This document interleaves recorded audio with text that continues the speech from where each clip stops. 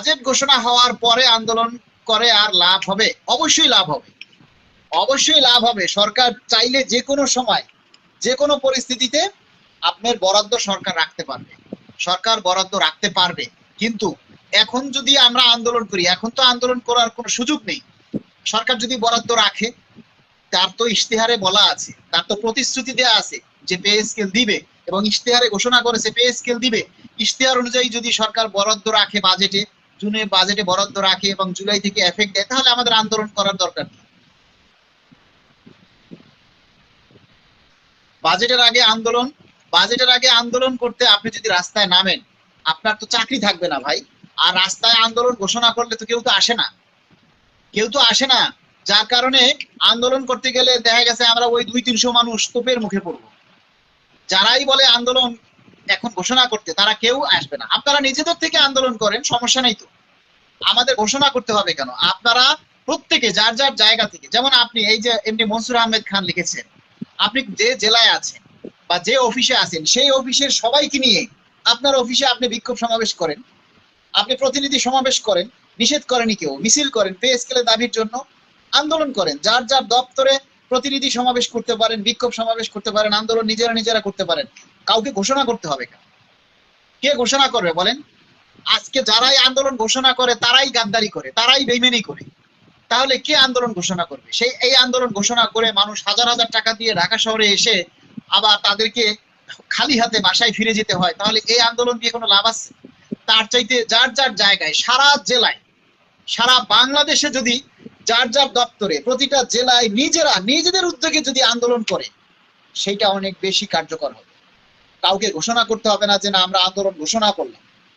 আপনি আন্দোলন শুরু করেন আপনার দপ্তরে, আপনার দেখা দেখি দেখবেন আরেকটা দপ্তরে আন্দোলন শুরু করছে, সেটা দেখা দেখি আবার আরেকটা দপ্তরে করবে। আপনার উপজেলায় আপনি বিক্ষোভ মিছিল করেন ঈদের পরে, সেটা দেখে দেখবেন যে আরেকটা জেলায় করবে, আরেকটা উপজেলায় করবে, দেখা দেখি দেখবেন যে আন্দোলনগুলি ছড়িয়ে গেছে। কিন্তু কেউ যদি এখন আন্দোলন ঘোষণা করে যে আমরা এত তারিখ থেকে এত তারিখ আন্দোলন ঘোষণা করলো, তাদের কারো রক্ষা থাকবে না। সুতরাং এই মুহূর্তে এই রিস্কটা কেউ নিতে চাইবে না। হ্যাঁ, এই মুহূর্তে এই রিস্কটা কেউ নিতে চাইবে না। তাই আপনাদেরকে বলবো, আপনারা যার যার অবস্থান থেকে নিজের উদ্যোগে আন্দোলন করতে হবে। কেউ এই মুহূর্তে অন্তত জুন মাসের আগে কেউ আন্দোলন কর্মসূচি ঘোষণা করার দুঃসাহসিকতা দেখাবে না। হ্যাঁ, আন্দোলন কর্মসূচি যেটা হবে সেটা হলো প্রতিটা জেলা উপজেলায় মত বিনিময় সভা হবে। প্রতিটা জেলা উপজেলায় আপনারা প্রতিনিধি সমাবেশের আয়োজন করবেন, আপনারা আয়োজন করবেন, আমাদেরকে ইনভাইট করবেন, আমাদেরকে দাওয়াত দিবেন। এভাবে আমাদের আন্দোলন কর্মসূচিগুলি চলমান থাকবে। হুট করে কোনো কিছু করা যাবে না। বাজেট অধিবেশন কবে শুরু হবে? বাজেট অধিবেশন কবে শুরু হয় আপনারা জানেন না? জুন মাসে বাজেট, তার অন্তত 15-20 দিন আগে বাজেট শুরু হবে। শারমিন আক্তার লিখেছেন, ঠিক আছে ভাই, অপেক্ষায় থাকলাম বাজেট পর্যন্ত। কিন্তু আপনি আপনার প্রচেষ্টা চালিয়ে যান প্রধানমন্ত্রীর সাক্ষাতের জন্য। অবশ্যই আমরা আমাদের চেষ্টা চালিয়ে যাব, কিন্তু আপনারা আমাদেরকে ছেড়ে যেতে পারবেন না। আমরা এই যে প্রতিনিয়ত আন্দোলনের কথাগুলি আমরা তুলে ধরবো, সে আন্দোলনের দাবিগুলি, পোস্টগুলি আপনাদের লাইক, কমেন্ট, শেয়ার করে প্রচার করতে হবে। আপনারা যদি সেগুলি প্রচার না করেন, সেগুলি যদি আপনারা সাপোর্ট না করেন, তাহলে আমাদের এই কথাগুলি আমাদের মধ্যেই থাকবে, আমাদের ঘরের মধ্যেই থাকবে, আমাদের ঘর থেকে আর বাইরে বের হবে না। মনে করেন আমার মোবাইলটা আমার একটা ঘর, এই মোবাইলে যদি আমি একটা পোস্ট দেই যে পে স্কেল চাই, এই কথাটা যদি আপনি শেয়ার না করেন, তাহলে আরেকজনের কানে পৌঁছাবে না। ওই কথাটা যদি শুধু আমিই দেখি, তাহলে তো কোনো লাভ হবে না। আপনাদের সবাইকে দেখতে হবে, আর আপনাদের সবার কাছে যেতে হলে ফেসবুকের নিয়ম হলো প্রচার করতে হবে, আপনাকে শেয়ার করতে হবে, লাইক করতে হবে, কমেন্টস করতে হবে, নিজের দাবির কথাগুলি তুলে ধরতে হবে। এজন্য আপনারা যদি ক্লান্ত হয়ে যান, দুর্বল হয়ে যান, তাহলে চলবে না, অধৈর্য হলে চলবে না। ধৈর্য ধরে কাজগুলি করতে হবে, সবাইকে ধৈর্য ধরে আমাদের সাপোর্ট করতে হবে। আপনারা যখন পোস্ট দিবেন, আপনারাও সেগুলোতে আমরা সাপোর্ট দিব, আমরা পোস্ট দিলে আপনারা সাপোর্ট দিবেন। এভাবে আমাদের সোশ্যাল মিডিয়াতে অ্যাক্টিভ থাকতে হবে।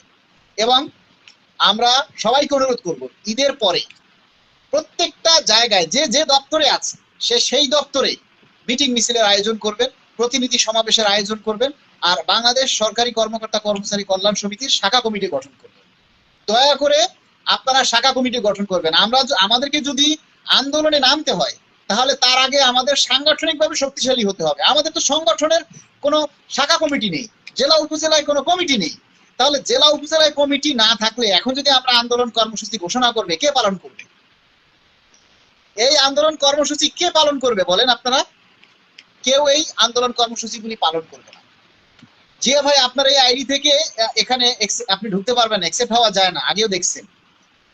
তাই আপনারা সবাই, আমরা আপনাদেরকে সবাইকে অনুরোধ করব, প্রতিটি জেলায় আমাদের এই কল্যাণ সমিতির শাখা কমিটি গঠন করুন। ভাই, ঈদের লটারি কি শেষ? ঈদের লটারি, শারমিন আপা লিখেছেন, ঈদের লটারি শেষ করে দিয়েছি ভাই। নিজের টাকা দিয়েও কাউকে সন্তুষ্ট করা যায় না, এটা নিয়েও মানুষ কত যে বাজে মন্তব্য করছে যেগুলি বলার মতো না, যার কারণে বাধ্য হয়ে সেই লটারিটা শেষ করে দিয়েছি।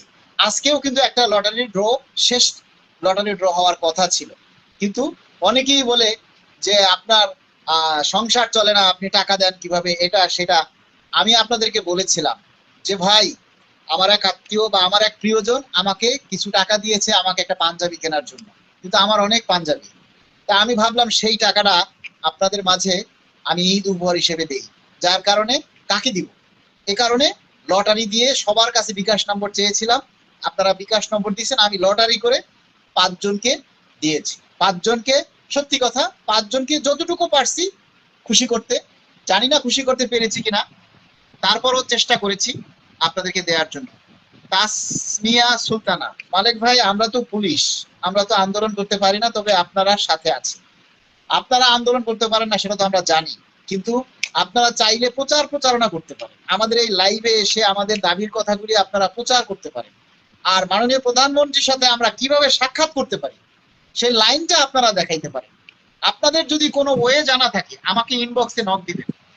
ডিফেন্সে যারা আছেন, প্রিয় পুলিশ ভাই, র্যাব, সেনাবাহিনী, ডিজিএফআই এর মধ্যে যারা আছেন, যারা পে স্কেল চায়, সত্যিকার অর্থে গোয়েন্দা সংস্থায় যারা আছেন, বিভিন্ন গোয়েন্দা সংস্থায়, ডিফেন্সে যারা আছেন, যারা নিজেরা মনে মনে প্রাণে পে স্কেল চান, তাদেরকে অনুরোধ করব আমাদেরকে মাননীয় প্রধানমন্ত্রীর সাথে সাক্ষাৎ করার সুযোগ করে দিন।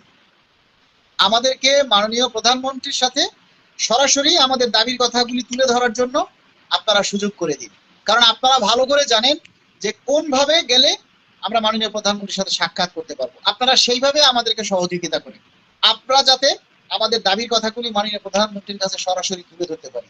আমরা ডিফেন্সে যারা আছে তাদের সহযোগিতা চাই, অন্তত এই বিষয়টায় আমরা মাননীয় প্রধানমন্ত্রীর সাথে সাক্ষাৎ করার জন্য যারা পুলিশে আছেন, র্যাবে আছেন, ডিফেন্সে আছেন বা বিভিন্ন ডিজিএফআই গোয়েন্দা সংস্থায় যারা আছেন, তাদের কাছে আমাদের অনুরোধ, আপনারা আমাদেরকে সহযোগিতা করুন, আমরা যাতে মাননীয় প্রধানমন্ত্রীর সাথে সাক্ষাৎ করতে পারি।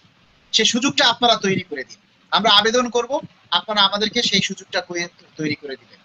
আর প্রিয় বন্ধুরা, আপনারা যারা ঢাকা থেকে ঈদ করার জন্য আপনারা গ্রামের বাড়িতে গিয়েছেন, নিজের এলাকায় গিয়েছেন, নিজের গ্রামের বাড়িতে যারা সবাই গিয়েছেন, সকলের জন্য আমাদের শুভকামনা থাকবে। সকলের কাছে আমরা চেষ্টা করব যে সবাই যাতে ভালোভাবে ঈদ করে আবার আপনারা আপনাদের যার যার কর্মস্থলে ফিরে আসতে পারেন। সকলের জন্য ঈদের অগ্রিম শুভেচ্ছা।